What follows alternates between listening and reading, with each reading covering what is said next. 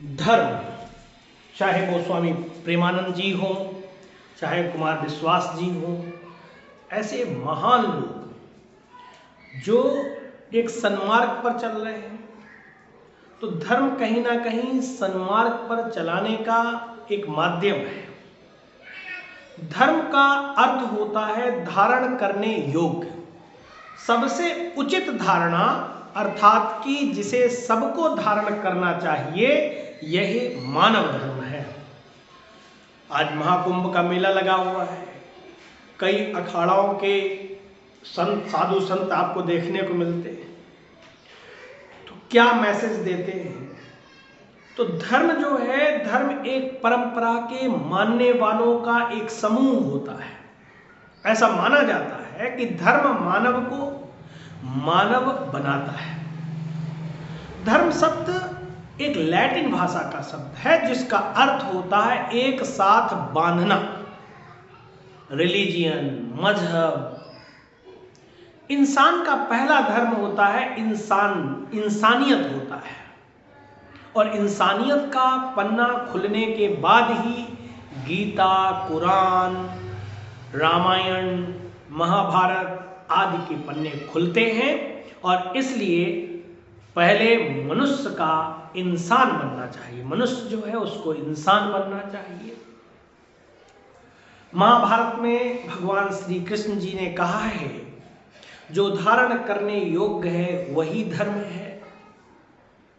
मनु ने धर्म के 10 लक्षणों की बात की है, जहां धैर्य होता है, क्षमा होता है, इंद्रिय दमन होता है, अस्तेय होता है, इसका मतलब चोरी ना करना, मन व शरीर की पवित्रता, बुद्धि, सत्य, अक्रोध, विद्या, इंद्रियों को बस में करने का या बस में करना बताए गए, ये कुछ नियम बताए गए हैं। एक इंसान जब इन चीज़ों को फॉलो करता है तो कहीं ना कहीं अपने आप को एक सही दिशा में पाता है।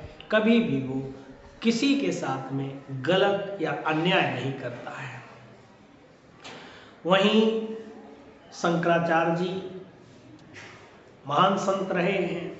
उन्होंने कहा, जो संसार की स्थिरता का कारण है, जो प्राणियों के उत्थान व समृद्धि का कारण है, वही धर्म है।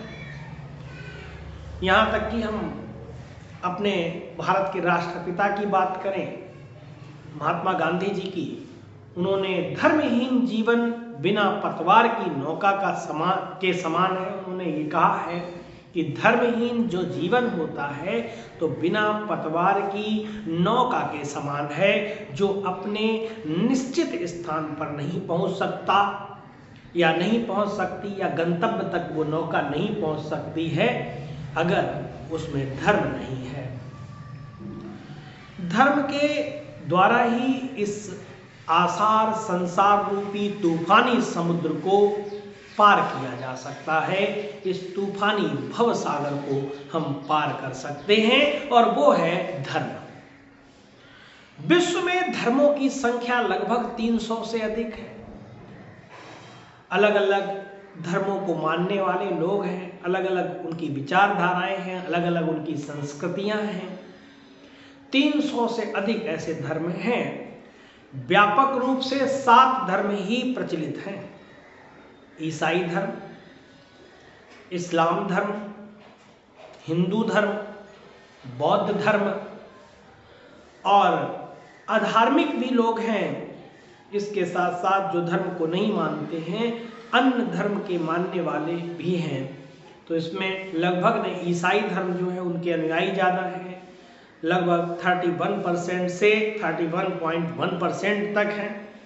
इस्लाम धर्म को मानने वाले 24.9% लोग हैं, और हिंदू धर्म को मानने वाले अपने इंडिया में ही अगर देखें, या और भी देश हैं, कंट्रीज हैं, उसमें 15.2% लोग मानने वाले, और बौद्ध धर्म को 6.6% लोग मानने वाले हैं। अधार्मिक की संख्या जो है वो 15.6% तक है, और यहाँ अन्य धर्मों को मानने वाले 6.6% लोग हैं। पूरी दुनिया में इन धर्मों को मानने वाले लोगों की संख्या का प्रतिशत जो है दिखाया, हमने बताया आपको। यहाँ 57 कंट्रीज ऐसे हैं जहाँ इस्लाम धर्म के मानने वाले बहुसंख्यक हैं। कुल मुस्लिम आबादी का 200 करोड़ लोग यहाँ इन देशों में रहते हैं। तो इस तरीके से इस्लाम धर्म भी कह सकते हैं कह सकते हैं बहुत से लोग मानते हैं, बहुत लोग अनुयायी हैं। बात हिंदू धर्म की करेंगे।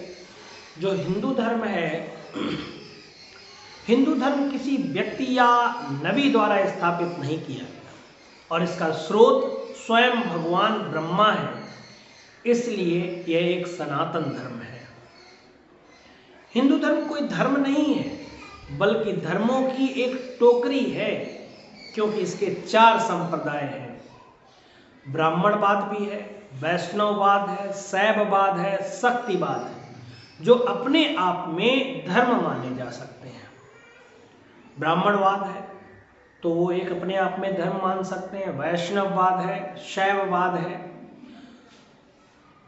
इस तरीके से ये जो हिंदू धर्म है तो वो इस तरीके से एक जीवन जीने की शैली है, धर्म नहीं है, ये जीवन जीने की एक शैली है। जैन धर्म की बात करें, जैन धर्म भी हमारे यहाँ है। तो जैन धर्म 6ठी शताब्दी ईसा पूर्व में जब भगवान महावीर ने जैन धर्म का प्रचार किया, इस धर्म में 24 महान शिक्षक हुए हैं जिन्हें तीर्थंकर भी कहते हैं। इन्होंने अपने जीवन में सभी ज्ञान या मोक्ष को प्राप्त कर लिया था, इसलिए वो तीर्थंकर हुए। बौद्ध धर्म का जन्म वो भी ईसा पूर्व 6वीं शताब्दी में हुआ था और इसकी स्थापना जो है भगवान बुद्ध ने की, गौतम बुद्ध जी ने की। एक धर्म और है कन्फ्यूशियस धर्म। कन्फ्यूशियस जो धर्म है वो कन्फ्यूशियसी जो धर्म है वो ईसा पूर्व 5वीं शताब्दी में शुरुआत हुई इसकी, और चीन का एक प्राचीन दर्शन और विचारधारा है। ये धर्म एक विचारधारा या जीवन जीने की शैली है, लोग बंधे हुए हैं उससे, इसलिए कोई भी कुकृत्य नहीं करते हैं जो धर्म को मानने वाले लोग हैं।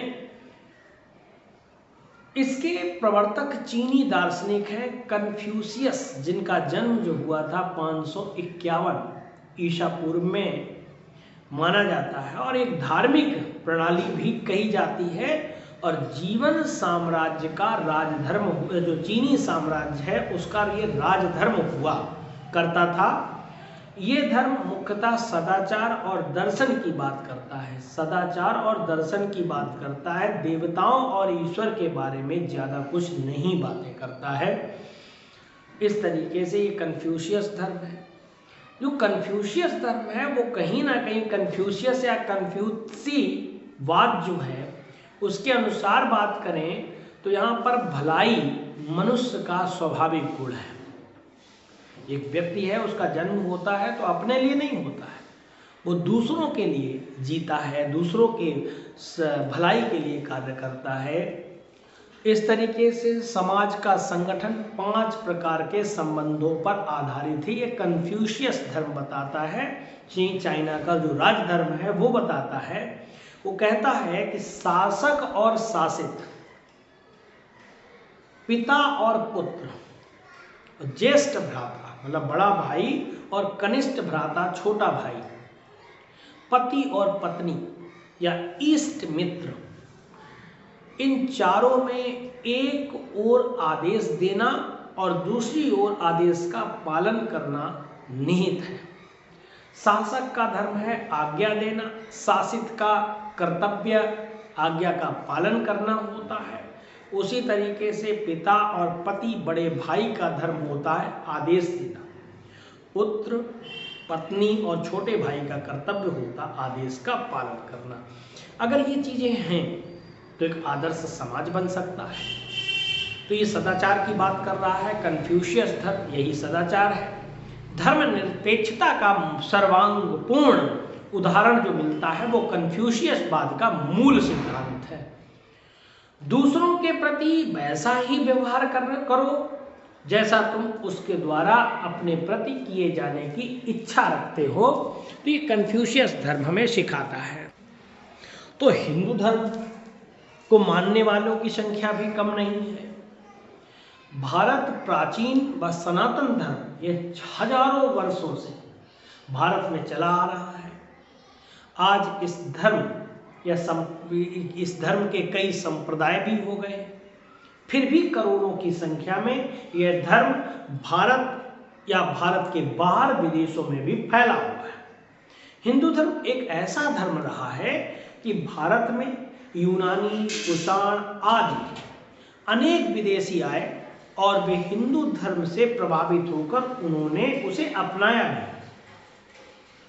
हिंदू धर्म के सिद्धांत जो हैं वो ईश्वर की सत्ता में विश्वास करता है, बहुदेव की मान्यता है, अवतारवाद की भी भावना है, आत्मा जो है वो क्या है, अनश्वरता है आत्मा में, आत्मा अजर अमर है, ऐसा विश्वास है हिंदू धर्म में।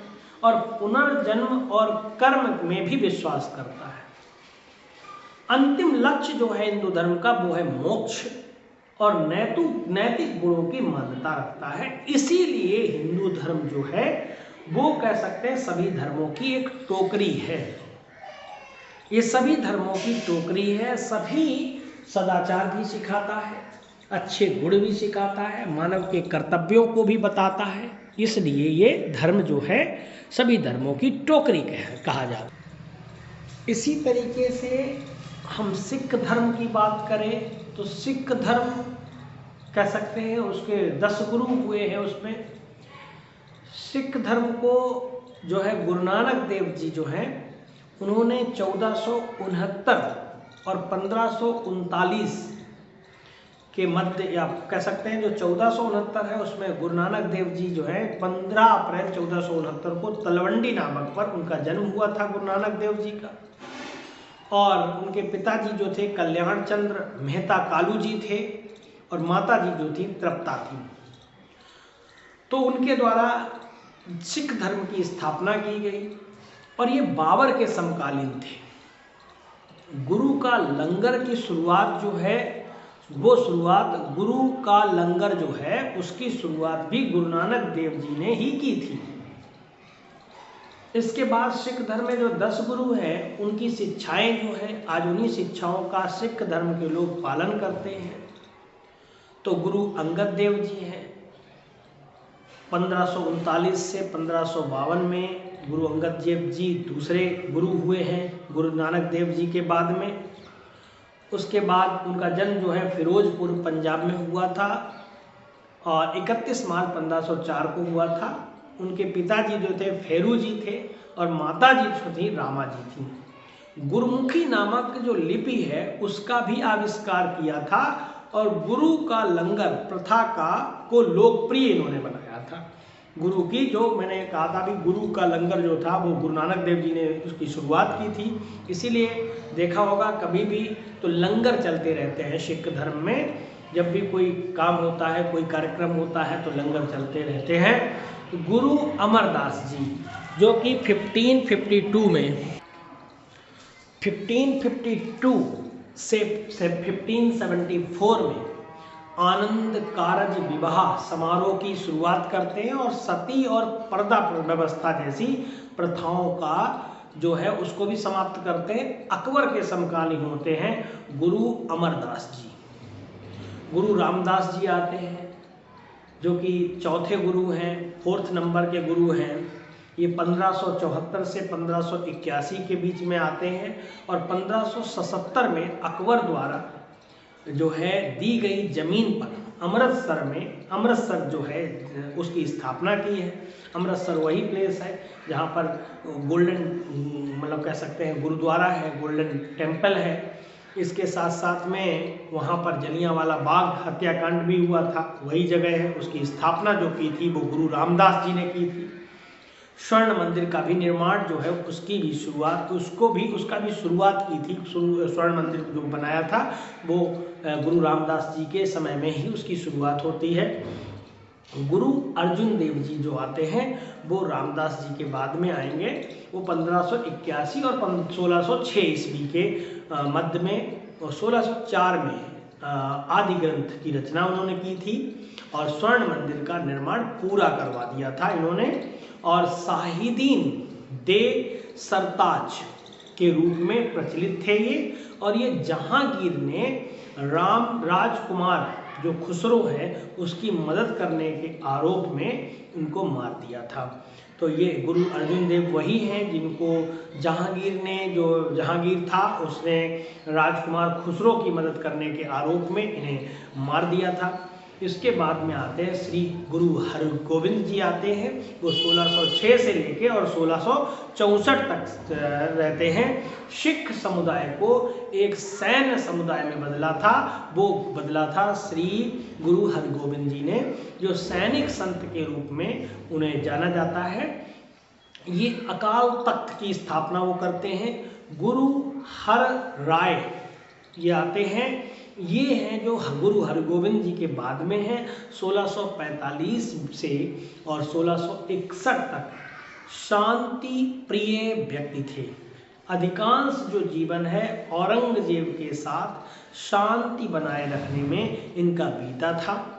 और इसी के साथ साथ अब आते हैं जो गुरु हरिकिशन जी आते हैं। 1661 से 1664 में इनका जन्म होता है। 7 जुलाई 1656 में ये करतारपुर साहिब में हुआ था इनका जन्म। और वे 7वें ऐसे गुरु थे, कह सकते हैं 7वें गुरु हर राय जो जी थे उनके पुत्र थे। 7वें गुरु जो थे गुरु हर राय जी के उनके पुत्र थे। और 7वें गुरु हर राय जी के पुत्र होने के साथ साथ 1661 ईस्वी में मात्र 5 वर्ष की आयु में गद्दी प्राप्त की थी। 5 वर्ष की आयु में। और सबसे छोटे सिख गुरु ये एज के हिसाब से, उम्र के हिसाब से रहे हैं। इसके बाद आते हैं गुरु तेग बहादुर जी सिंह, जो कि 1664 से 1675 तक रहते हैं। इनको हिंद की चादर भी कहा जाता है, हिंद की चादर। जन्म इनका हुआ था 18 अप्रैल 1621 को पंजाब में हुआ था। धार्मिक स्वतंत्रता के लिए अपना सब कुछ न्यौछावर कर दिया इन्होंने। और 24 नवंबर 1675 में औरंगजेब ने दिल्ली के चांदनी चौक पर गुरु तेग बहादुर सिंह का शीश कटवा दिया था। गुरु गोविंद सिंह जो कि 1675 से 1699 तक वर्ष 1690 में खालसा नामक योद्धा समुदाय की स्थापना करते हैं। नया संस्कार पाहुल की शुरुआत करते हैं। ये मानव रूप में अंतिम सिख गुरु थे। इसके बाद इन्होंने गुरु ग्रंथ साहिब को सिखों के गुरु के रूप में स्थापित किया था। आज जो गुरु ग्रंथ साहिब जो इनका धार्मिक ग्रंथ है वही अब इस समय क्या है के रूप में नामित कर दिया। और यही आज जो है सिख लोग जो हैं अपने गुरुद्वारे में क्या करते हैं, गुरुवाणी को, जो सभी गुरुओं की शिक्षाएं हैं उन शिक्षाओं को क्या करते हैं, अपना कह सकते हैं फॉलो करते हैं। उन्हीं नियमों के आधार पर सिख धर्म चल रहा है। इस तरीके से जो धर्म है, धर्म कहीं ना कहीं व्यक्ति को एक सन्मार्ग, सही दिशा देता है। Thanks for watching.